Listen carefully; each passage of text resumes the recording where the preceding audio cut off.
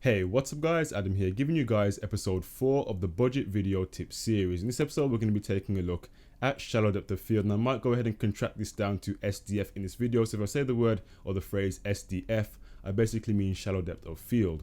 Now this is also referred to as bokeh in the Japanese sense of the word. Now bokeh is a form of shallow depth of field because it allows you to go ahead and take a photo with, of course, the subject in focus, and then it mainly goes ahead and refers to how the lighting is in the background. So if you have lights like, Christmas tree lights tend to be an example, or LED lights tend to, when they're blurred out of focus, give you all these wonderful and wacky colorful circles in the background. That is pretty much what bokeh is, and the shadow depth of field basically just means that the subject is in focus and the background is blurred out of focus. So that's enough about what the SDF look is, but how can we actually go ahead and achieve this kind of look? What do we need to go ahead and actually do to try and achieve this type of effect by having the subject in focus whilst having the background out of focus? Now I'm going to give you some factors to go ahead and achieve this. Not all of these factors are actually imperative, but in order to get the best look for the best SDF look, you need to go ahead and try and consider most of these factors when trying to take photographs or even shoot video. Let's go ahead and take a look at some of the factors to try and achieve an SDF look. Okay, so the first factor is going to be light. And I've kind of looked at lighting in the very first episode, but I need to go ahead and stem back to it because it's really important, especially for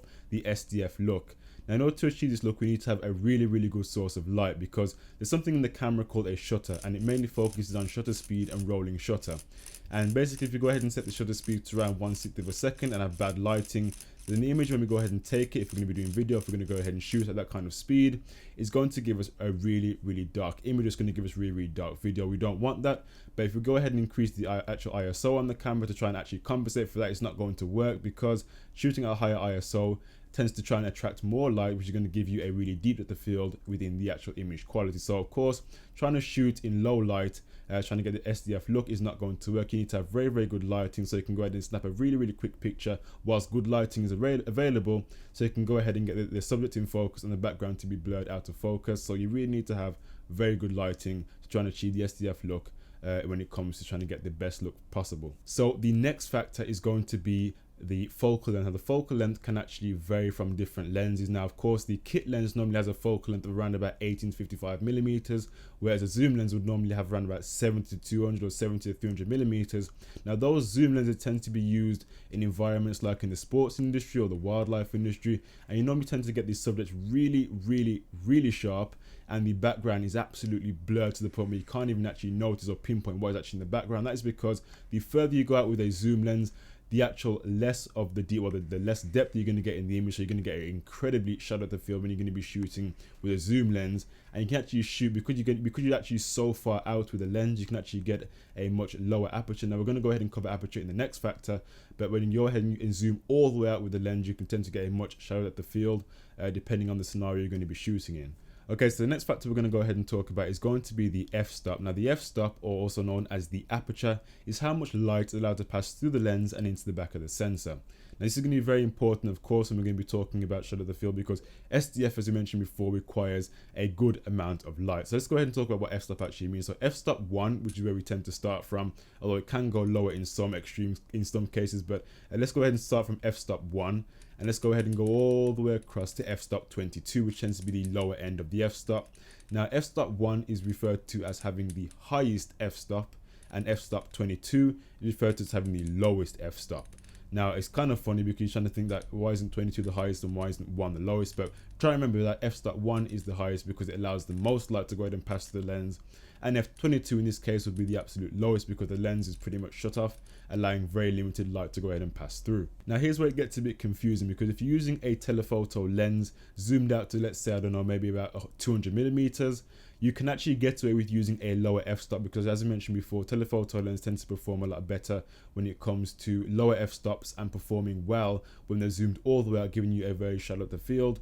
But on the other hand, prime lenses are able to get a lot more in the frame and give you a shallow depth of field, especially when they have a very high f-stop. So you tend to see a lot of prime lenses having very high f-stops. So for example, they tend to have the most common one being f1.8 or f2.8 or f2.5 tends to be the highest one when it comes to prime lenses, whereas a zoom lens can actually get away with having a very low f-stop and still achieving a good SDF look, even though it has a much lower f-stop, around about maybe f-stop 4, range from about f-stop 16, and they still allow you to give it a good shot at the field look. It really depends on what you're going to be going for in the shoot. I know it probably sounds very confusing. I'm definitely not expecting to go ahead and get all that information right in one go, but just try to remember the fact that when you have a lower f-stop and a prime lens, that tends to work well. If you have a lower f-stop on a zoom lens, that tends to work well at all. So remember those 2 points there. You can try and almost get your head around it a bit better. Now, the final most important factor to go ahead and consider, a factor that a lot of people tend to always miss for some reason, but the actual final factor is going to be position. Now, if you want to go ahead and get the SDF look, you need to go ahead and consider the position you're going to be shooting in and filming in, or even taking photographs in. Now, ideally, you want to be as close to the camera as possible, as close to the camera as the lens that you're using will allow you to, and have the background as far back as possible. Now, I'm using a 28mm f2.5 lens. Now, my background from me is around about just under a meter away, which is perfectly fine for this type of lens. But if you're going to be using a zoom lens, the camera would have to be a lot further back. You would have to be a lot further forward, and your actual setup would be behind me. In this case, would have to be a lot further back as well. So depending on what lens you're going to be using and the f-stop of that lens, it could really depend on your position. So you really need to go ahead and consider, okay, where do I need to go ahead and sit so I'm in focus, or whatever the subject I'm going to be shooting is going to be in focus, and the background is enough distance away so it's going to give you the effect that it's going to be blurred out of focus. So positioning is really, really important to go ahead and take a look at, because it really depends on the equipment that you're using and the lens that you're going to be using, and of course the camera you're going to be using, and also the setting that you're going to be using as well. So quite a lot to consider there when you're going to be looking at positioning when trying to get the SDF look. So you're probably thinking, why is he rambling on about f-stop and aperture and focal length and blah blah blah? Well, I can't just go ahead and take my camera and try and get the SDF look from that. And the reason is because the most of the features I mentioned in this kind of video were mainly aimed at those people who have a manual camera. Now, that does not mean you can't go ahead and get the SDF look on a camera that only allows you to go ahead and use automatic features. You can. It just needs to depend on what kind of setting you're going to be in. So ideally, if you're going to be using auto, or your camera only supports auto settings, then really depending, again, you need to go ahead and consider the position you're going to be working with, the distance from where you are from the camera, and try and get your background as far back as possible when it comes to trying to shoot video on automatic camera, just so the camera doesn't go ahead and take over the controls you want to have over it. Make sure you have your positioning set up perfectly, because that you can control. The camera really can't control your positioning, but you can. So make sure if you're going to be using auto or any sort of auto functionality, make sure you are really close to the camera and your background is as far back as possible. So anyway, guys, that is pretty much how to go ahead and achieve the SDF. Now, this list is pretty much not the swear by list. It is pretty much the core list to go ahead and take a look at when trying to consider the SDF look. And of course, there's so many other factors you can go ahead and consider, but this look in itself is used across the board. It's used in films, it's used in cinematography shoots, it's used in sports photography, wildlife photography, it's used in B-roll for videos, especially tech videos, for example. And this look is a really, really good look to have. It's professional and just looks overall really, really good as well. But it also serves a really important purpose, because it makes sure that the audience that are watching are going to be able to pay attention to the subject and not be distracted with anything else that's happening in the background. So it almost serves as an important tool to make sure that the actual audience is actually focused on the video at hand and not what's going to be happening in the background of whatever your shoot is going to be. Anyway, guys, it's been Adam here. Thank you for watching. Take care, and of course, I'll see you guys in the next tech video. Bye for now.